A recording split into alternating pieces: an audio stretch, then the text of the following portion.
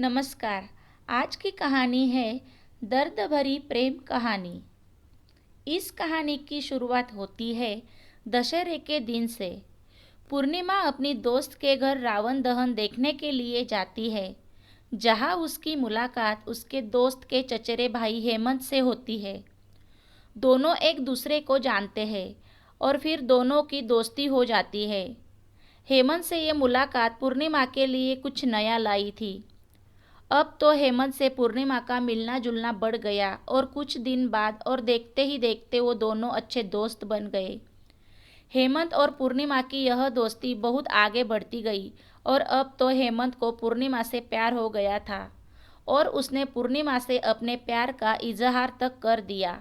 हालांकि पूर्णिमा थोड़ा असहज हुई, क्योंकि उसके जीवन के इस खालीपन में ऐसा पहली बार हुआ था कि किसी के वह इतने करीब आई थी और उसका प्यार का इजहार उसके सामने करना, यह सब नया था पूर्णिमा के लिए।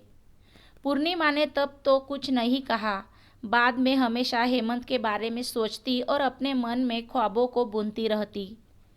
कई बार तो उसने यह बात हेमंत से भी साझा की और जो बात आगे बढ़ी तो पूर्णिमा के इस खालीपन की जगह पर हेमंत का ऐसा असर हो गया था कि अब तो पूर्णिमा को भी हेमंत से प्यार हो गया।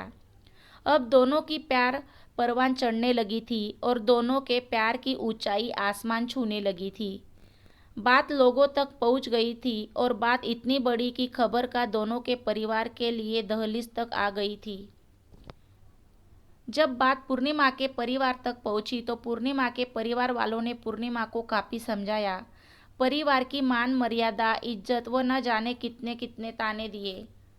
कई बार तो परिवार के लोगों ने पूर्णिमा के ना मानने पर उसे मारा तक, उसे शारीरिक और मानसिक रूप से प्रताड़ित किया। पर कहते हैं ना, प्यार के लिए यह बहुत छोटी सी चीज है और शायद इसलिए पूर्णिमा का प्यार के सफर में उसका कदम का पीछे ना हटना इसकी गवाही देती है।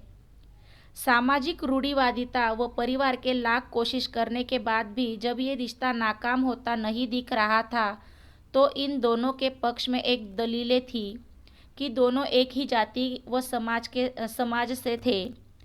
जब दोनों के इस रिश्ते को नामंजूर करने की सारी कोशिशें नाकाम हो गई तो दोनों की सगाई करवा दी गई। इसे पूर्ण रूप से दोनों के प्यार की जीत तो नहीं कह सकते, पर हाँ, यह एक पड़ाव तो जरूर था शारीरिक व मानसिक प्रताड़ना से छुटकारे का। ये एक पड़ाव तो जरूर था समाज के लोगों से मिलने वाले ताने का, और ये एक पड़ाव तो जरूर था उनके मिलने जुलने पर लगी हुई पाबंदी का। बहरहाल दोनों अब एक ऐसे रिश्ते में बंध चुके थे जहां वो अपने शादी के और आने वाले कल के, जिसमें वो साथ होंगे, के ख्वाब संजो रहे थे। पर कहानी का यह सफर यहाँ पर खत्म नहीं होता। कहते हैं ना, नियति जिंदगी के पड़ाव को कब आखिरी पड़ाव बना दे यह कोई ही नहीं जानता। कल गनगौर है। आज पूर्णिमा बहुत खुश थी कि कल गनगौर है और हेमंत उससे मिलने आने वाला है। बात थोड़ी सामान्य होने लगी थी और घर के लोग भी थोड़े बहुत खुश है। पूर्णिमा खुद को संवारती है, बार बार आईने में खुद को निहारती है।